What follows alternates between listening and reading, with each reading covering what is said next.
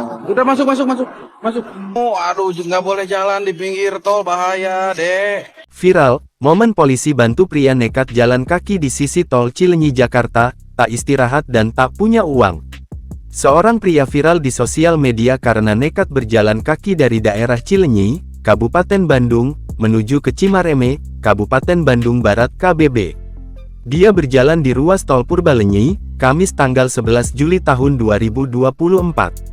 Dalam video berdurasi 1.30 menit yang beredar, terlihat pria yang memakai baju hitam, topi hitam, dan ransel itu berjalan di pinggir jalan tol Purbalenyi arah Jakarta. Kemudian, ada pengendara mobil berhenti dan bertanya kepada pria tersebut hingga akhirnya diberi tumpangan.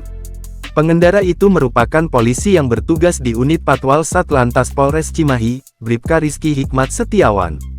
Rizky mengatakan, aksi pria tersebut diketahui saat dia patroli sekitar pukul 9 waktu Indonesia Barat.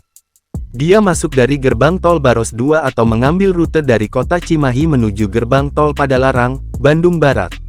Setelah itu, pria tersebut diajak naik mobil sekaligus memberikan edukasi agar pria itu tidak lagi mengulangi perbuatannya karena berjalan di pinggir jalan tol sangat berbahaya.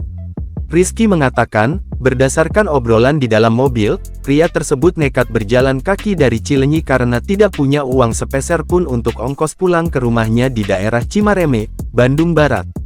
Dia mengaku jalan dari Cileunyi enggak tidur semalaman, cuma istirahat sebentar, lalu jalan lagi. Terus dia bilang belum makan dan kalau mau minum pun ambil botol air bekas orang, kata Rizky.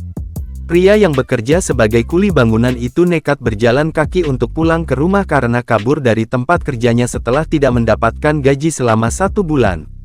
Kondisi yang dialami pria itu membuat Rizky merasa prihatin hingga akhirnya memberinya makan di pos polisi Simpang Padalarang. Kemudian saya beri dia sembako dan sedikit uang untuk ongkos pulang ke Cimareme. Rumahnya dekat dari pos Padalarang, ucapnya.